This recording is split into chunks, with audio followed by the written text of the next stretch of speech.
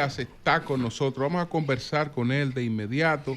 Maestro. Magín, estamos pues ya pendientes de la entrada en vigencia de los aranceles. México y Canadá de 25% en Estados Unidos y China de 10%. Y China supuestamente ha respondido con aranceles también de un 20%. Entonces, la guerra de los aranceles, ¿cómo puede impactar? Canadá también ha dicho que va a poner que viene con sus aranceles. Sí. Bueno, buenos días a todos. No te desesperes, Virgilio, que yo voy a hablar del decreto derogado. Pone impuesto a los servicios digitales. Derogado. Mira, ya en el caso de China ya está en vigencia. Como yo dije el otro día, no hay una escuela de economía sensata que apoye este tipo de políticas que está haciendo el presidente Trump. Eso no es un tema económico, ya es un tema político que tal vez él lo está usando para lograr objetivos de negociación o lo que sea. Y lo que es, lo que se entiende menos es que el más perjudicado es el consumidor norteamericano. O sea, sin duda, si se llega a implementar el 25% a los bienes que van de Canadá y México a Estados Unidos, el más perjudicado es el contribuyente norteamericano, o sea, el país, y está demostrado. Ya hay estudios que dicen cuánto aumentarían los precios y cuánto bajaría el crecimiento económico en Estados Unidos, porque son mercados muy interrelacionados, no solo son bienes finales, sino insumos. Entonces, es una política que va a empobrecer a Estados Unidos y empobrecería al mundo. Y eso se demostró hace más de 100 años y por eso la tendencia en el mundo fue a eliminar los aranceles o llevarlo a su mínima expresión. En un momento se utilizaron mucho, en la época del proteccionismo, eso fue bastante ineficiente. Se pueden usar, digamos, selectivamente para proteger algunas industrias. Ahora está demostrado que hay herramientas de política económica mucho más eficientes. Y la razón es sencilla. Un arancel es la combinación de un impuesto al consumidor y un subsidio al productor, a la industria que tú proteges. Entonces, los economistas se dieron cuenta de eso. Entonces, si tú lo que quieres proteger una industria, da un subsidio directo y no perjudiques al consumidor, que es lo que pasaría. Entonces, uno todavía sigue pensando que esos aranceles tan altos de 25% a Canadá y México no se van a implementar, porque no tiene sentido. O si se implementan, va a ser por poco tiempo, porque Trump se va a dar cuenta del impacto que va a tener en el crecimiento, en la actividad económica y en los precios. Y entonces eso va a forzar a que la Reserva Federal no pueda bajar su tasa de interés, porque si hay un salto en el nivel de precios, pues se pone más lejos la convergencia de la inflación al 2%. Lo otro es que posiblemente en el informe sobre el Estado de la Nación, él anuncie rebaja al pago de impuestos por parte de las empresas y las personas. ¿Puede neutralizar esa rebaja el impacto de la subida de los aranceles? No, probablemente el impacto es que aumenta el déficit fiscal. No sabemos cuánto recaudarían los aranceles porque va a haber un impacto de que va a bajar el consumo en algunos casos. Entonces, no es algo lineal, porque si tú pones un arancel tan alto, el consumo va a bajar en muchas... Entonces, la política de bajar esos impuestos a las empresas para compensarlo con recaudación de aranceles en general no va a ser neutral. Probablemente va a aumentar el déficit fiscal y eso va a hacer entonces que otra razón más para que la Reserva Federal no baje las tasas de interés. Magín, y buscando relanzar la economía de su país, él dice hacerlo grande de nuevo, no está matando futuras inversiones. Porque, por ejemplo, si yo soy inversionista y quiero desarrollar algún tipo de proyecto, yo no voy a invertir mi dinero en un individuo que se amanece con dolor de cabeza, cambia las reglas de juego inmediatamente y digo, bueno, pero mi dinero yo no lo puedo poner a que sea parte de una lotería. No está matando las inversiones con eso también. Bueno, eso es lo que uno piensa. Por eso yo te digo, cuando tú vayas hablando a los principales economistas líderes de la profesión, ¿verdad? Los de Harvard, los de Chicago, los de MIT, la Kennedy School, o sea, los de Stanford, todos esos economistas dicen esto no tiene ni pie ni cabeza, porque es una política de bullying, de negociación forzosa, que el consenso que hay es que perjudicaría a Estados Unidos. Mira, por ejemplo, ¿quién es el economista principal de Donald Trump, el principal asesor? Que no sea Elon Musk. Yo creo que él. No, él tiene, bueno, está el de comercio, Navarro, que es un doctor en economía de Harvard, pero él cree en esa política de aranceles que no se enseña en ninguna universidad sensata. El del Consejo de Asesores Económicos, se me fue el nombre, pero también es un economista formado. Pero ellos están de acuerdo con esa política. Sí, ellos son true believers, se llama eso. Ellos creen en lo que dice Trump.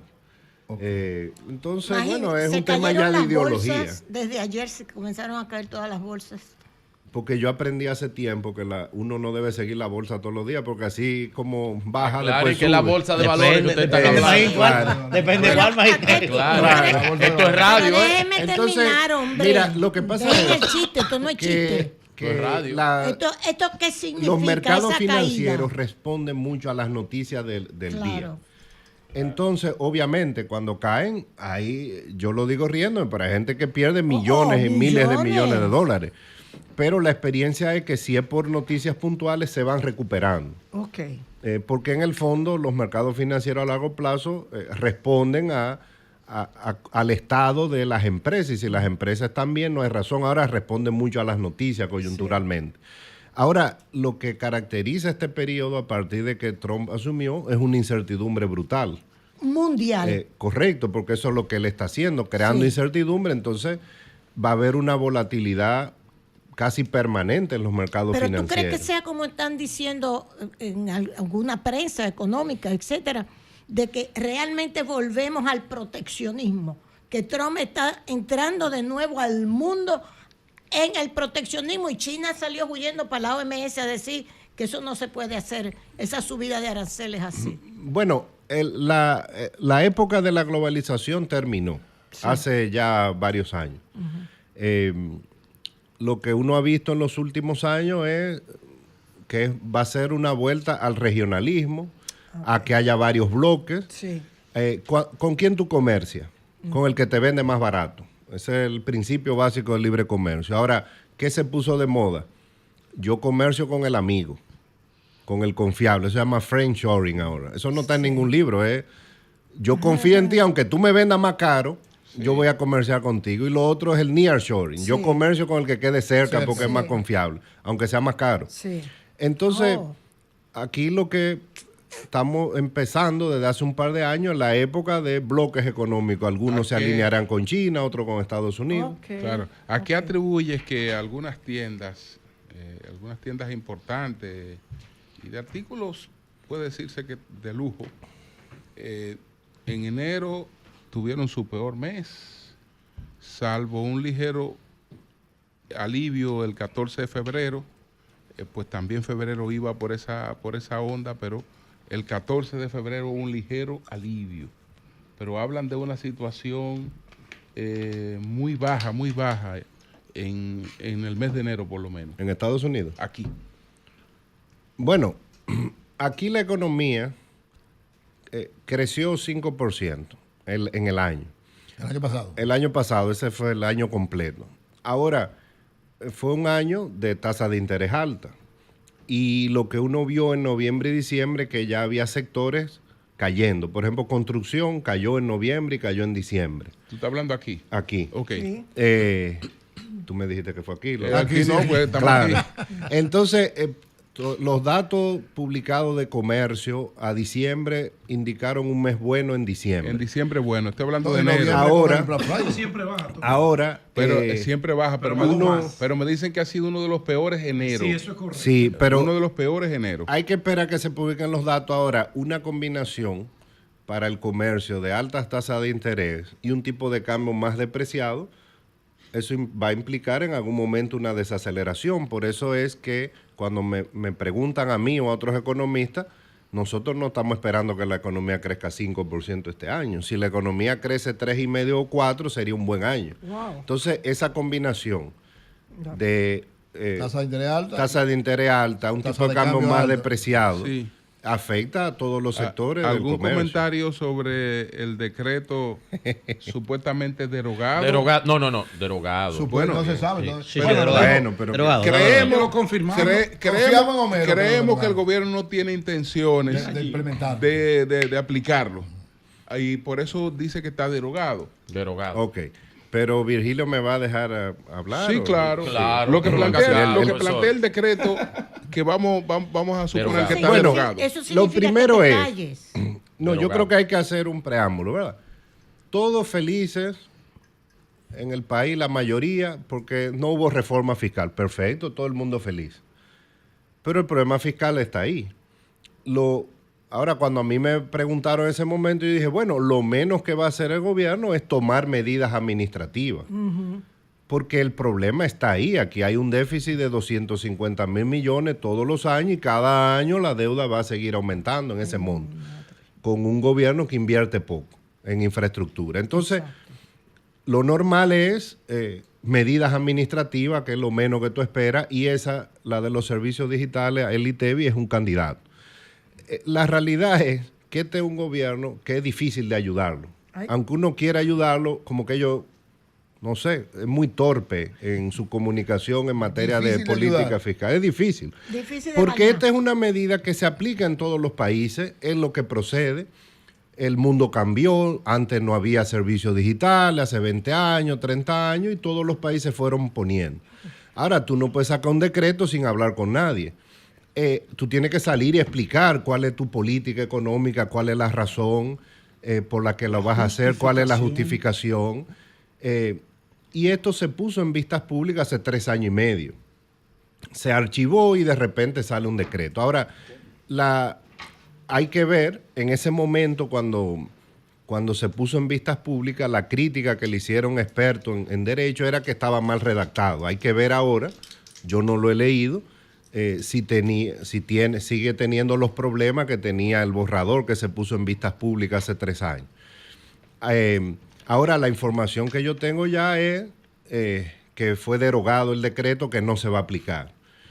Ahora, la dimos aquí en Sol de la Mañana. correcto, La información. sí, pero también yo verifiqué mi fuente para reafirmar lo que tú dices y esa es la información. Ahora, todos vamos a estar contentos, pero el gobierno ya entonces lo que está es tirando la toalla de que cada año la deuda pública va a aumentar 5,000 millones de dólares.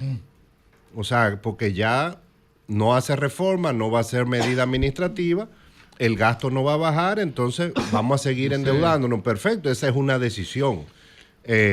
Y esa es una decisión que tiene otras consecuencias, tasa de interés más alta, menos holgura para el Banco Central, etcétera. Entonces, en economía, ¿verdad? Decía un economista de Chicago, no hay soluciones, hay dilemas. Sí. Tú no quieres tocar nada de impuestos, perfecto. No quieres tocar el gasto, es difícil bajarlo, bueno, entonces la deuda seguirá subiendo. Ahora, si el decreto está bien redactado, la realidad es que el impuesto a los servicios digitales, el ITEVI o IVA, lo tienen la mayoría de los países y habría que apoyarlo. Lo difícil es tú apoyar algo que te lo sacan así debajo de la manga. ¿Tú? Magín, ¿Para todos los países de América Latina? Sí, todo el mundo, casi nosotros somos de los últimos que no lo ha aplicado. Magín, Sí, el presidente hablaba en su rendición de cuentas de una proyección de dejar el país con una población de un 50% en su clase media. ¿Tú consideras, primero, que con el desbalance que tenemos entre el gasto y el recaudo, sin la aplicación de un proyecto de reforma, sin la reducción del gasto, ¿verdad?, de manera equilibrada y sobre todo sin el aumento en el gasto de capital, eso se podría conseguir a largo plazo? A largo plazo no, pero a corto sí, porque parte de la reducción de la pobreza que es monetaria, la pobreza monetaria, es porque ha aumentado mucho las ayudas sociales del gobierno. Y eso es parte del déficit, por eso es que el déficit no baja. Entonces, ahora no está mejorando la calidad de la educación, la productividad. ¿Una ayuda convierte en clase media a alguien? Bueno, Magín? como se mide, sí, la pobreza. Pero sí. eso sabemos que es ficticio.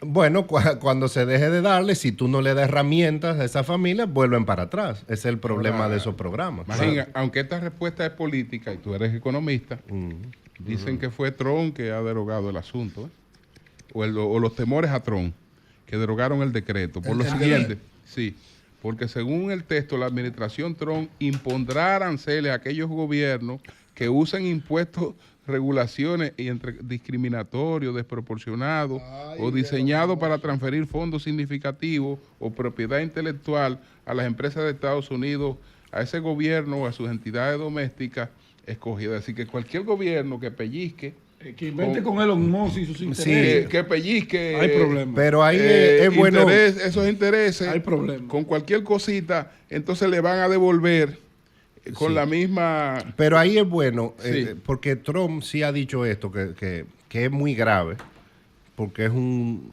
desconocimiento de cómo funciona el impuesto. Él ha dicho, si tú le pones aranceles a Estados Unidos, yo te voy a poner aranceles, porque eso es lo que él llama el arancel recíproco. Sí. Y si tú tienes aranceles contra mí, yo pongo contra ti. El problema es que en ese listado él dijo que el impuesto al valor agregado es como un arancel. Eso implica que nosotros también le estamos poniendo a los bienes de Estados Unidos, los países europeos, porque todos los países del mundo tienen impuesto al valor agregado, menos Estados Unidos. Bien. Si esa es la interpretación que le va a dar el gobierno americano, entonces, nos jodimos todos. Cuando se eliminó el pago de arancel por la importación de vehículos de Estados Unidos hacia la República Dominicana, inmediatamente para compensar eso, se inventaron la primera placa. Es correcto. Se inventaron creo que es el 17%. Mira, yo conozco. ¿Tú sabes qué fecha fue? No importa. Sí, cuando fuera. Por si acaso, para que tú... No, cuando fuera. Pero creo que era el 17%. Mira, era 13 porque era en sustitución de la comisión cambiaria, que era 13. Exacto. Pero cuando pusimos el 13, hicimos el cálculo en Excel, no daba. Y hubo que subirlo a 17. Exacto. Claro. Bueno, esa es la historia. Mire, maestro, y nos vamos a ir con este rol yo tengo una confusión con el ranking de los economistas. No, hombre, no, ¿qué ranking? Porque vamos la próxima llamada. Pedro. Imagínate, ¿qué opinión te merece el dólar? El dólar va en un alza que, aunque algunos desde el litoral oficial dicen, estamos en el rango de los 63 que presupuestamos, a uno le llama poderosísimamente la atención, porque ayer yo fui a un banco a vender $500 que tenía. Y yo vendí los $500 a 62.50. Muy bien. Al banco. Mercado. ¿Al banco? Al banco. Sí, muy bien.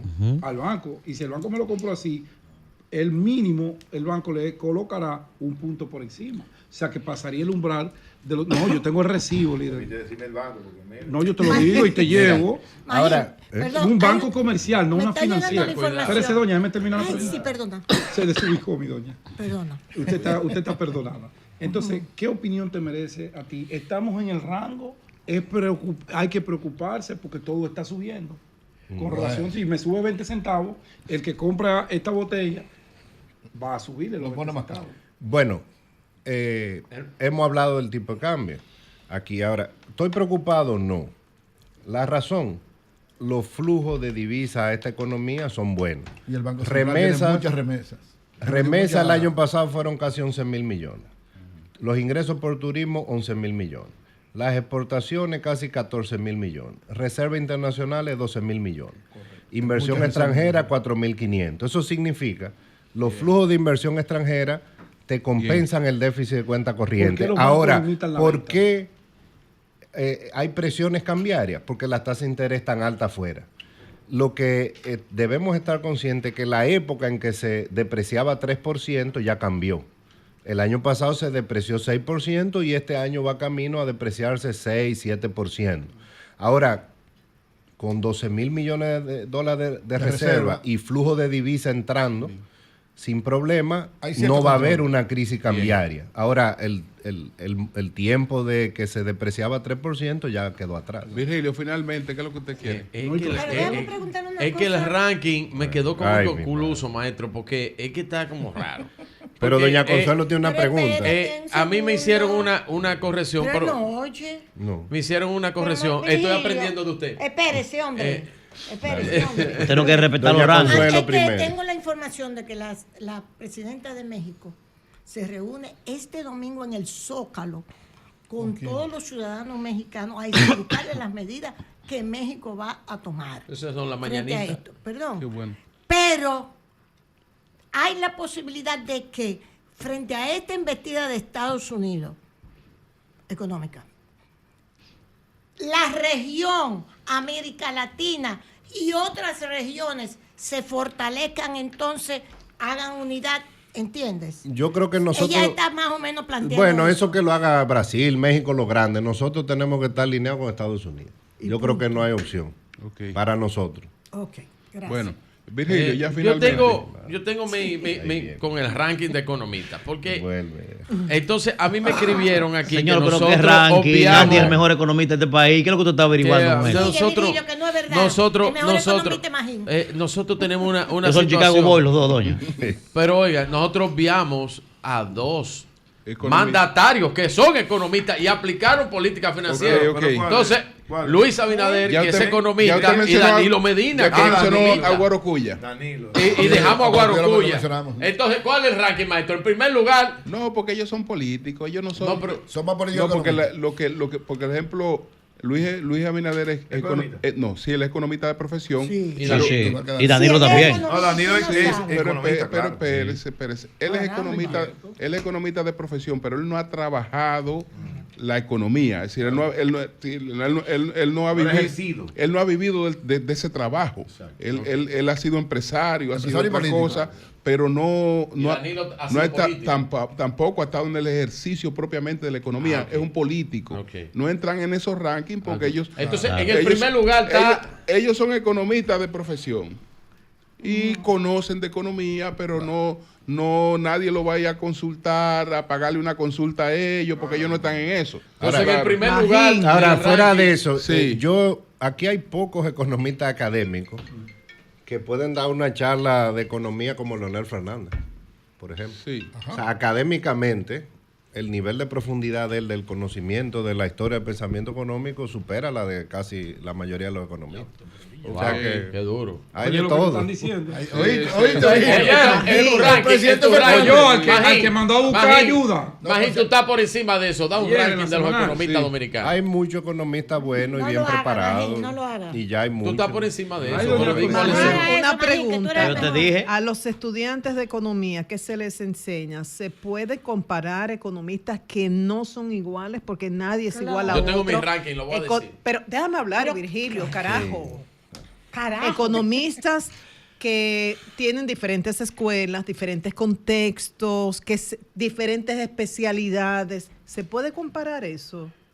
No, porque hay mucha especialización. Ahora uno enseña las distintas escuelas de pensamiento, cómo ha evolucionado el pensamiento de la historia económica, y hay muchos economistas que han hecho aportes. Ahora, en esta época hay mucha especialización, es difícil. En el caso de Andy, por ejemplo, él domina muchos temas, igual que Raúl Feli. Entonces, por eso tú podrías compararlo. Ahora hay muchos economistas ya muy especializados. Ya la época de la generalización, como los grandes economistas de antes, Keynes sabía de todo, Friedman, ya eso va quedando atrás. No hay muchos economistas que manejen todas las escuelas. Son más especializados. Sí, ahora hay más especialización. Ahora... uno lo que da es la base de la ciencia económica y trata de ver todas las escuelas para que a lo largo de su carrera cada uno se vaya yendo de un lado de otro. Pues muchas gracias, Magín. Gracias, Magín. Muchas gracias. ¿Dónde tú lo colocas? Muy bien. Yo soy un comunicador. No, estoy hablando con él. Usted está ahí como comunicador. No, yo estoy igual que los políticos. Seconza, pasteurizadora rica y Consorcio Energético Punta Cana Macao.